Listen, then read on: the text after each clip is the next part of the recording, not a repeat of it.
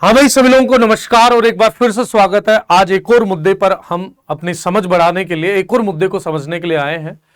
हाल ही में 20 जुलाई को भारत सरकार द्वारा चावल के नॉन बासमती चावल पर निर्यात पर रोक लगा दी। इसके कारण से अमेरिका जैसे बड़े बड़े जो देश थे, जो चावल के आयात पर आधारित रहते हैं, वहां पर खास करके जो एनआरआईज रहते हैं, उनके द्वारा चावल की भयंकर डिमांड देखी गई। और इसी बीच एक वीडियो वायरल होता है जिसमें चावल के कट्टों के लिए एनआरआई भगदड़ मच रही है। एनआरआई जिस पर लड़ाई करते हुए दिखाई दे रहे हैं। इसी बीच यह भी खबर आती है कि आईएमएफ ने भारत से एक पूछा है, भारत को यह कहा है कि चावल के निर्यात पर से रोक हटा दी जाए।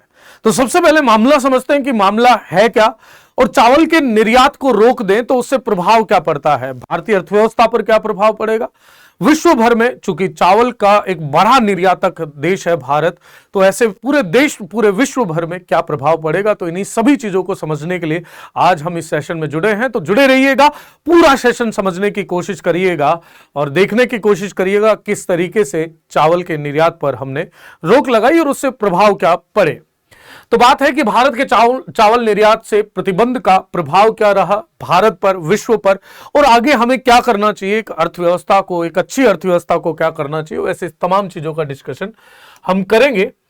तो चर्चा यह है कि हाल ही में भारत द्वारा, जो कि चावल निर्यातकों में से, शीर्ष चावल निर्यातकों में से एक है, हाल ही में महामारी से संबंधित खाद्य सुरक्षा चिंताओं को दिमाग में रखते हुए, खाद्य सुरक्षा को दिमाग में रखते हुए प्रतिबंध लागू किया है। न्यूज क्या है सर? तो न्यूज इस तरीके से न्यूज आपको देखने को मिली कि blight on rice, the export ban on non basmati white rice. ये जो बैन है वो नॉन बासमती व्हाइट राइस पे है। भारत 3 तरह के चावल मुख्य रूप से निर्यात करता है। कितने तरह के? 3 तरह के। एक होता है बासमती राइस, जिन्हों येलो राइस भी बोलते हैं, पीले चावल, हल्के पीले भूरे जो चावल होते हैं, ब्राउन जो राइस होते हैं। दूसरे होते हैं non basmati white rice, non basmati white rice. और तीसरे होते हैं प्री कुक्ड राइस, जिन्हें प्री प्रिपेयर्ड राइस भी कहते हैं, और प्री कुक्ड या प्री बॉइल्ड राइस भी कहते हैं। भारत में मुख्य रूप से देखे जाते हैं। अगर टोटल एक्सपोर्ट की हम बात करें तो एक बड़ी संख्या में भारत बासमती राइस, बासमती चावलों का निर्यात करता है। इनफैक्ट सबसे बड़े निर्यातकों में से एक है।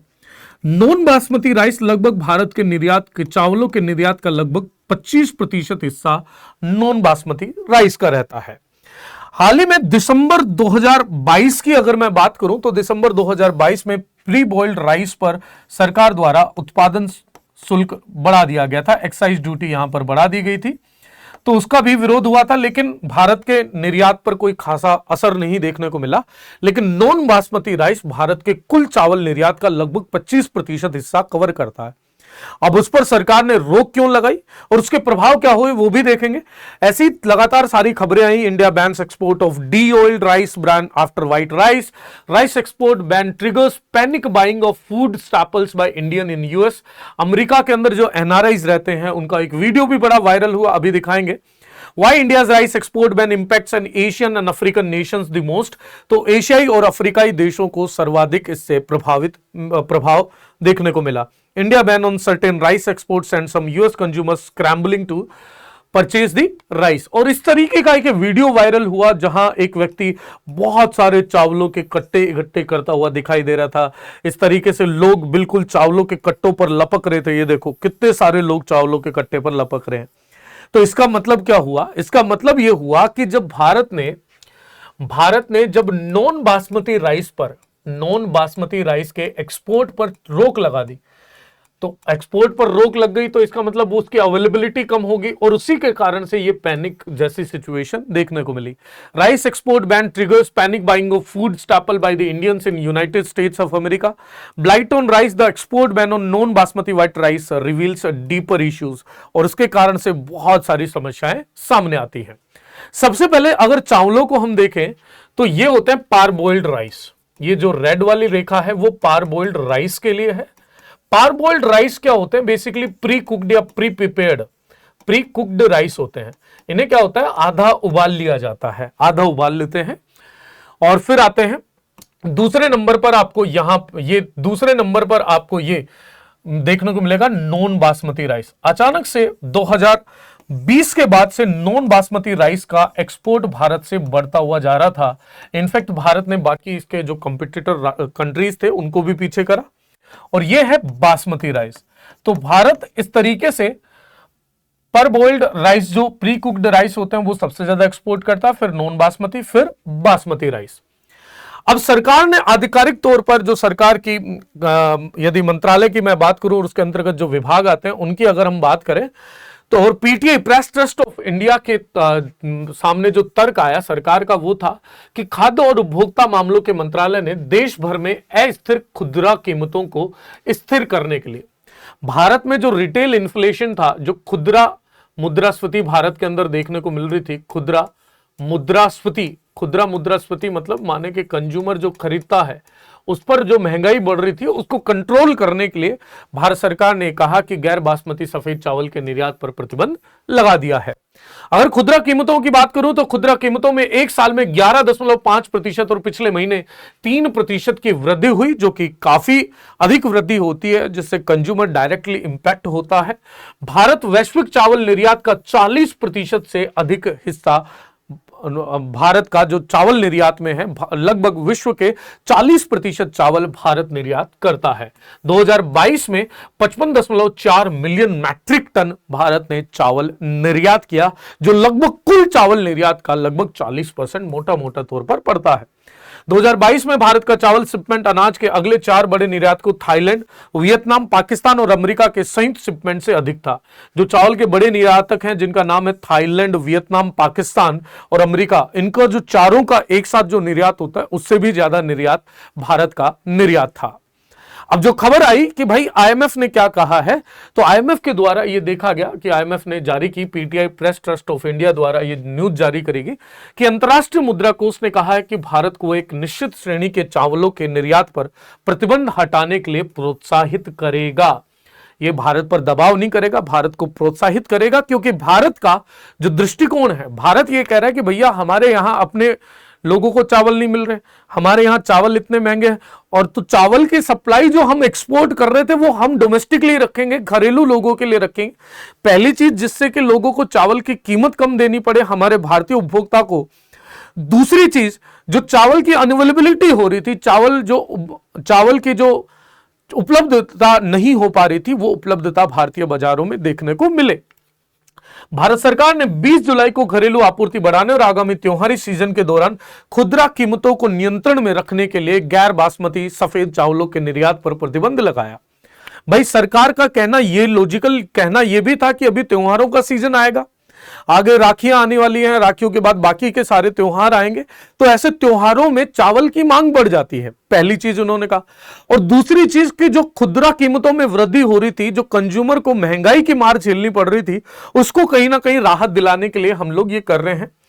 और इस प्रकार का चावल देश से निर्यात किए जाने वाले कुल चावल का लगभग 25% है। मैंने कहा गैर बासमती सफेद जो चावल होता है वो भारत का कुल चावल निर्यात का लगभग 25% हिस्सा गैर बासमती सफेद चावल का होता है। तो इस तरीके से आईएमएफ द्वारा भारत को प्रोत्साहित किया गया। अब समझते हैं कि भाई चावल बाजार मूल्य पर, वैश्विक चावल बाजार मूल्य पर क्या प्रभाव पड़ेगा। तो इससे प्रभाव, अनेकों प्रभाव हैं, लेकिन कुछ प्रभाव मैंने यहां पर लिखे हैं। एक सबसे पहले, एक अचानक से बाजार के अंदर अचानक से तेजी देखने को मिलेगी।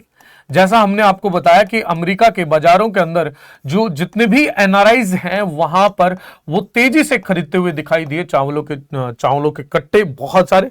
प्रतिबंध की घोषणा के कुछ हफ्तों में ही वैश्विक चावल की कीमतों में लगभग 10 से 15% की वृद्धि हुई। पहला प्रभाव जो वैश्विक चावल बाजार मूल्य पर पड़ा वो कि चावलों के बाजार में मूल्य बढ़ गया, लगभग 10 से 15% की वृद्धि देखने को मिली। दूसरा, कीमतें धीरे धीरे स्थिर हो गई हैं क्योंकि अन्य चावल निर्यातक देशों ने अपनी आपूर्ति बढ़ा दी है। इसका एक और चीज देखने को मिला कि भारत ने अपने निर्यात पर बैन लगा दिया। और आपको पता होगा कि भारत आयात आधारित राष्ट्र है, निर्यात बहुत कम करता है। आयात की तुलना में भारत का निर्यात कम है, और भारत ने कहा कि इसमें से भी अब हम चावल, गैर बासमती चावल नहीं करेंगे, तो भारत का निर्यात कम हो रहा है। अच्छा, अब इससे लोगों ने यह कहा कि भाई इससे क्या होगा। अब इससे यह देखने को मिला कि भाई जो और निर्यातक थे चावल के, उन्होंने आपूर्ति बढ़ा दी कि भैया भारत नहीं बेच रहा, हम चावल बेच रहे हैं, हमसे खरीद लो आप। तीसरी जो हुई अनसर्टेनिटी हुई भारत के अंदर भारत और वैश्विक बाजार मूल्य में अनसर्टेनिटी देखी गई। चावल बाजार पर प्रभाव अभी भी महसूस किया जा रहा है। वह अनिश्चित है कि प्रतिबंध कब तक चलेगा और भारत ने इस बात पर स्पष्टीकरण बिल्कुल भी ये नहीं कहा है कि हम चावल से बैन हटा लेंगे, जबकि भारत सरकार का चावल के बैन पर, गैर बासमती सफेद चावल के बैन पर अपना मजबूत कदम दिखाई दे रहा है। सरकार ये कह रही है कि भाई आगामी हमारी महंगाई है, आगामी त्योहार है और महंगाई को देखते हुए हम ये कंट्रोल करना चाहते हैं। अगला है पोटेंशियल लॉन्ग टर्म शिफ्ट। अब इससे एक और प्रभाव यह पड़ेगा कि आयातक देश चावल के वैकल्पिक स्रोतों की तलाश कर सकते हैं। अब भाई जहां चावल कंज्यूम कर रहे थे, अब वहां चावल नहीं पहुंच पाएगा, तो ऐसे में वो विकल्पों की तरफ भागेंगे।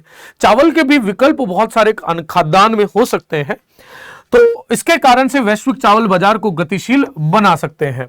तो आयातक जितने भी चावल इंपोर्ट करते हैं वो विकल्प की तलाश में है। अब भारतीय अर्थव्यवस्था और भारतीय किसानों पर क्या प्रभाव पड़ेगा? सबसे पहला, यदि किसानों पर देखें, लघु किसानों पर, छोटे किसानों पर प्रभाव देखें, तो छोटे किसानों का इसमें नुकसान होगा, क्योंकि एक्सपोर्ट करते थे तो बढ़िया पैसा मिल रहा था, अब एक्सपोर्ट पे बैन हो गया, अब वो भारत में इकट्ठा हो रहा है। तो वो पहले जो डिमांड, देखो मान लीजिए भारत में पहले 50 किलो चावल मांगा गया, अंदर ही अंदर डिमांड थी और बाहरी डिमांड थी 50 की। बाहर कितना मांग रहे थे? बाहर भी 50 किलो मांग रहे थे, 50 किलो अंदर। अब हमने बाहर भेजना कम कर दिया तो अंदर कितनी मांग है? 50 किलो। अब हमारे पास तो चावल पूरा है, तो ऐसे में किसानों को कीमतें कम मिलेंगी और कीमतें कम मिलेंगी तो किसानों की आय कम होगी और अंततः किसान का वो नुकसान हो जाएगा। प्रतिबंध छोटे किसानों को विशेष रूप से प्रभावित करता है, क्योंकि ये आय उत्पन्न करने के लिए निर्यात पर अधिक निर्भर होते हैं। इन्हें कैश क्रॉप की तरह चावल यूज होता है। अब इससे आर्थिक प्रभाव क्या पड़ेगा? प्रतिबंध से निर्यात में कमी आई है, जिससे किसानों की आय कम हो गई और विदेशी मुद्रा आय का नुकसान हुआ है। मैंने साफ साफ बताया कि भारत वैसे ही आयात की तुलना में निर्यात कम करता है और हमने कहा कि निर्यात करी जाने वाली सबसे अधिक चीजों में से एक चीज को हमने बैन कर दिया, हम निर्यात नहीं करेंगे। अगर भारत निर्यात बैन कर रहा है तो उससे जो विदेशी मुद्रा हम कमा रहे थे, विदेशी मुद्रा भंडार में जो दुनिया में हमारा नाम था, वो विदेशी मुद्रा भंडार कम हो जाएगा, पहली चीज। दूसरी चीज, इससे किसानों की आय कम होगी, तो भारतीय अर्थव्यवस्था पर इस तरीके से प्रभाव पड़ेगा। अगर हम बात करें घरेलू कीमतों की, तो मांग में वृद्धि के कारण, अब चूंकि वहां विदेशों में मांग अधिक है तो वहां तो कीमत बढ़ जाएगी, वहां कीमत बढ़ जाएगी। शॉर्ट टर्म में देखोगे, अल्पावधि के अंदर देखोगे तो भारत के अंदर भी दाम बढ़ जाएंगे। घरेलू चावल की कीमतें बढ़ी हैं, जो मुख्य रूप से गरीबों को प्रभावित करती हैं। तो इसके कारण से भी भारतीय जो गरीब हैं वो अब वहन नहीं कर पाएंगे, क्योंकि चावल जो एक्सपोर्ट हो रहा था अब उसे बैन कर दिए। अब आप कहेंगे सर यहां पर भारतीय बाजार में कीमतें कैसे बढ़ी?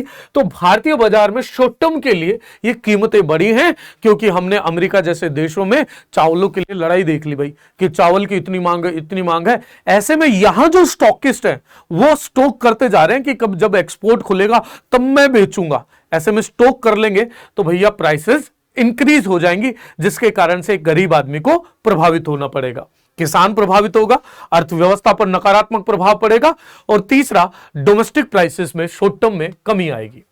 अब चावल आयातक जो देश है उन पर क्या प्रभाव पड़ेगा? तो उन पर क्या प्रभाव पड़ेगा? इस प्रतिबंध के कारण कुछ आयातक देश, विशेष रूप से अफ्रीकाई जो देश है, अफ्रीका और एशिया जो कंट्रीज हैं, एशियन जो कंट्रीज हैं, उनमें जो भारतीय चावल पर बहुत अधिक निर्भर है, वहां कीमतें बढ़ गई हैं।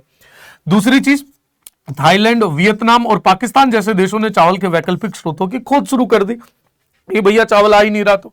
और तीसरा, विभिन्न स्रोतों पर स्विच करना चुनौतीपूर्ण हो सकता है, इसके लिए नई आपूर्ति श्रृंखला स्थापित करने और विभिन्न गुणवत्ता मानकों के अनुकूल होने की आवश्यकता होती है।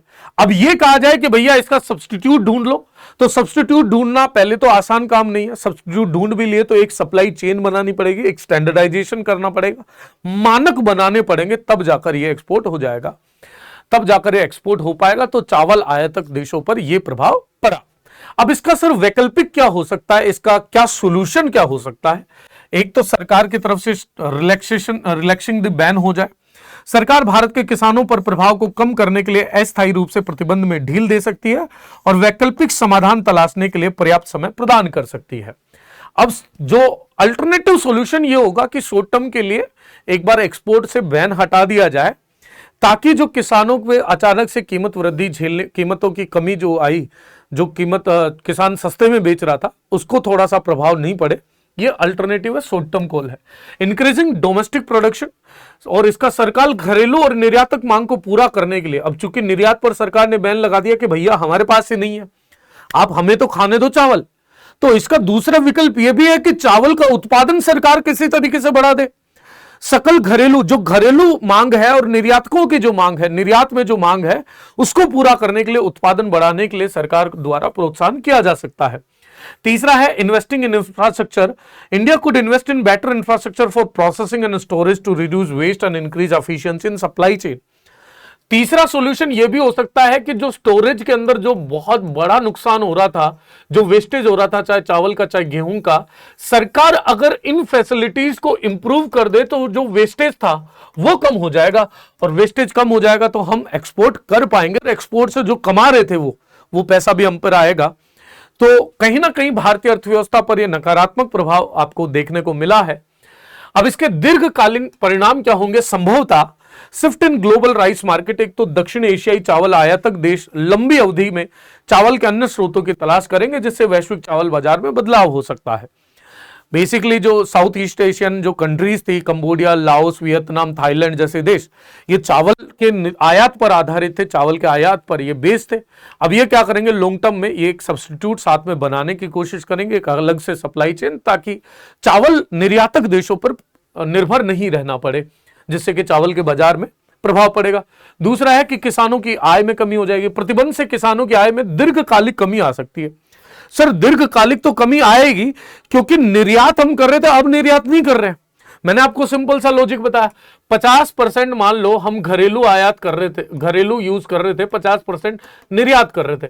अब निर्यात पर बैन लगा दिया तो अब ऐसे में भारत में ही चावल इकट्ठा हो गया, सप्लाई ज्यादा होगी। अगर बाजार में चावल ही चावल होगा तो बाजार की कीमत, चावल की कीमत कम होगी, किसान को कीमत कम मिलेगी दीर्घावधि में। यह संभवता है।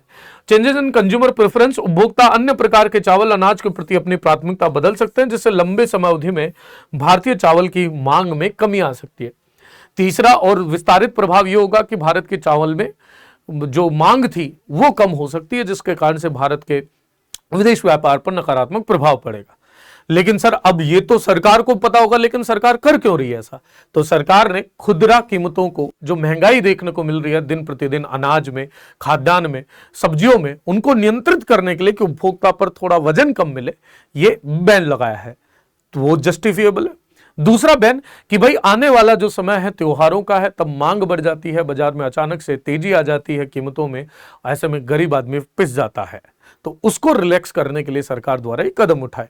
अब देखने वाली बात यह तो भविष्य के गर्भ में होगी कि भारत चावल के निर्यातक देश के रूप में जो जाना जाता था, भारतीय चावल की मांग जगह जगह होती थी, अब उस पर क्या प्रभाव पड़ेगा। संभावित कारण बता दिए और प्रभाव हमने आपको बता दिए। कमेंट सेक्शन के अंदर लिख के आपको बताना है कि भारत का कौन सा राज्य सर्वाधिक चावल का उत्पादन करता है, ये कमेंट सेक्शन में हमें लिख के बताइएगा। मिलते हैं आपको अगले सेशन में, तब तक के लिए ख्याल रखें, ध्यान रखें, और इसी के साथ मिलते हैं आपको अगले सेशन में। धन्यवाद। जय हिंद, जय भारत।